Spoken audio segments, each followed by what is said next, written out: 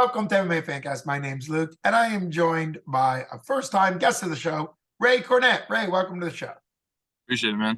Thank you. It's always great having a first-time guest on the show, hopefully the first time of many.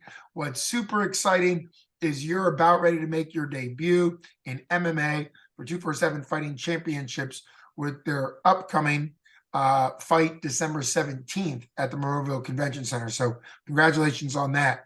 Let's jump right in. Anytime I have somebody on that's making their debut in MMA, let's get a pre-MMA sports background on you. What kind of athletics or things did you do prior to training MMA?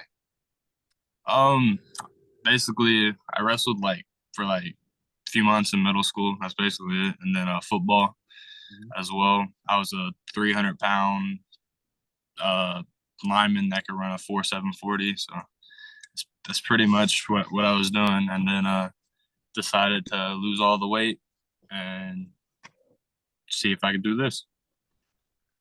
Okay, so you were partly motivated to start training at the academy in MMA in order to kind of lose that weight. Is that sort of what got you into the kickboxing or MMA? What brought you into MMA at the academy? They are run by Kama, and I know you're being trained by David Sachs. What got me into the academy actually was to see if I could make a career out of this. See if I could, see if I couldn't. I guess we're gonna find out the 17th, huh? Yeah, I give you a lot of credit, and I think it's a great sign that MMA is doing well if fighters are beginning to train with the goal of a career. 20-ish years ago, even the guys at the top of MMA were just kind of figuring out. So it's great to kind of see how much MMA has improved as a sport to the point where young guys like yourself are, even before the first fight, thinking of it as an opportunity for the future, which is wonderful. What's your experience been like training MMA? There's obviously kind of three major components: the wrestling or grappling, the BJJ, and the stand-up. Of course, there's probably 20 different things we could talk about as components, but I always break it down into sort of what's done in Muay Thai or some type of kickboxing on the feet, some type of wrestling component, and some type of BJJ. So give us your experience in those three categories working with everybody at the academy. At the academy, my BJJ and wrestling's pretty decent. Mainly, I have hands too, and I can kick pretty decent, but we're not allowed a head kick or anything in the first fight. So I was kind of disappointed about that. Coaches were relieved because they were probably like, he's probably going to try some dumb shit. Yeah, sure. Probably would have. But not really like any collegiate thing or like any competitive. I just kind of learned along the way. Great. You mentioned that there are some rules in Pennsylvania for the novice amateurs, which are the first three fights. But at the same time, I just did a great interview with Bobby Murda, and I would assume you know of him from the area, but he was talking, maybe you don't, but he was talking about the advantage of doing the developmental rule set in Pennsylvania for the first three fights, because it kind of forces you to become disciplined, focus on wrestling defense and those type things. And then when head kicks become legal in what most likely will be your fourth fight, then you kind of have a better base all around you. What would you like to see in this fight? You are a debut going up against a guy who's only 1-0, so that that's a good matchup. But that guy happens to be 1-0 with a knockout in his debut. So what's it like accepting a fight against your first opponent, and what are your thoughts going into this fight on December 17th? Well, to be honest, I'm not really worried about him too much. I'm worried about the crowd. The crowd's my biggest kind of fear right now is the crowd. It's pretty much the only thing I'm struggling with him. I seen his fight, and it was all right. I kind of want to go in there and knock him out. Well, that's a great mindset to have. I think that's what makes you a fighter, and that obviously what makes your opponent a fighter, in the sense the willingness to go into the cage and to force your opponent to deal with you. That's the mindset to always have. As far as the crowd goes, I can't think of anybody you're training with, Kama and Shaka and all the guys at the academy. Justin Patton is a guy that's been in the 247 cage many times. Mm, And so what's it like getting some encouragement from them? I think it's being very honest of the fact that MMA is very much a one-on-one sport, just like boxing, just like anything else, but it does make, like a football guy, you could go out on the field, you've got 11, 10 other guys around you. So mm. what have they been kind of encouraging you as far as the being center of the spotlight with the crowd? Well, they really don't really want me to think about it too much. They just said Sure. focus and just what Kama tells me, chill the fuck out, dude. Chill Sure. out. Sure.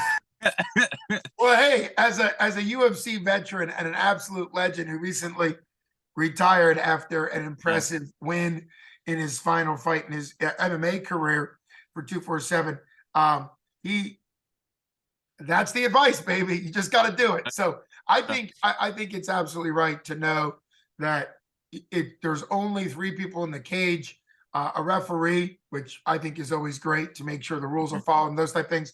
And also you and your opponent. Everybody outside of the cage is outside the cage for a reason, and that goes even to your corners. Your Yep. corners, it's all about how you use them. So, what's your mindset as far as in between rounds? Do you kind of are you of the mindset that you're going to be listening to your corners? What are you kind of looking for? Because obviously that's a big part of MMA. In football, there's a lot more time with coaches because there's you come on and off the field and all those things. So what's your game plan as far as making the best use of your corner team, given the fact that they are coaches and very experienced themselves? Well, I'm very glad that I'm actually a pretty decent listener, and even in the training room, Right. like yelling at me to do something, and I'll do it like that.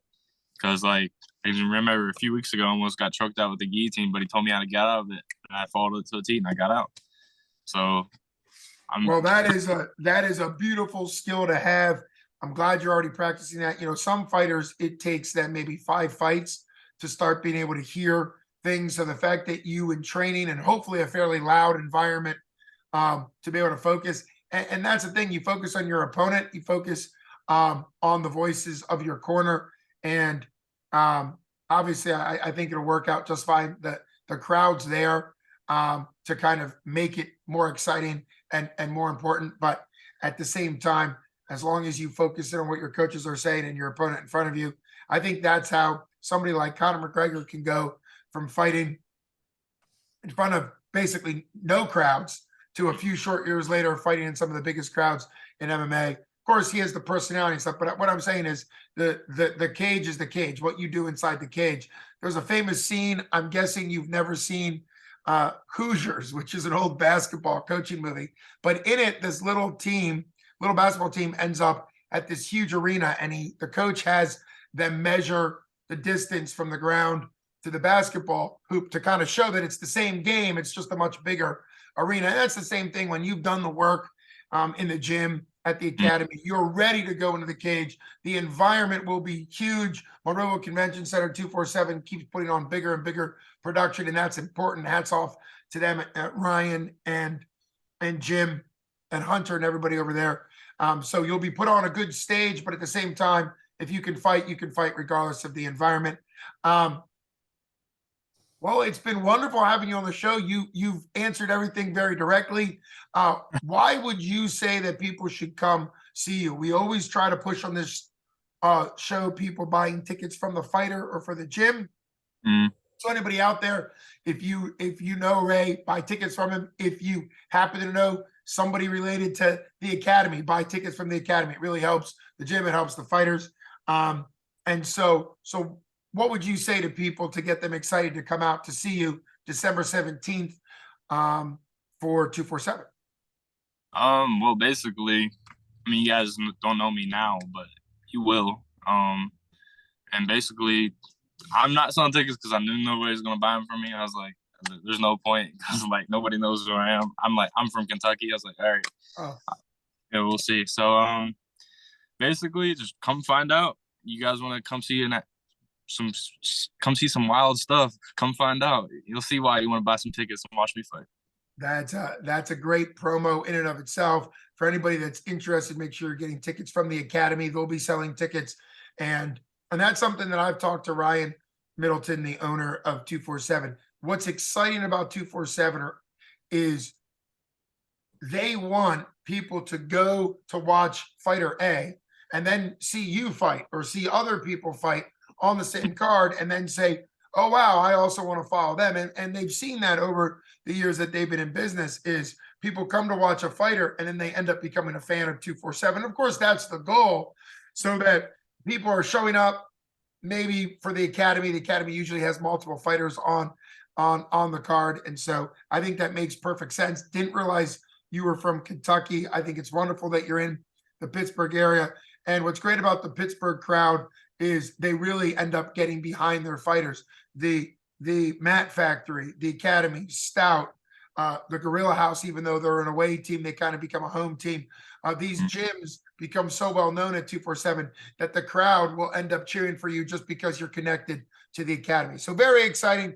Thanks so much for coming on, Ray. You've been listening to MMA Fancast with Luke Payson and my first-time guest, Ray. Get tickets for 247 Fighting Championships. Thanks so much.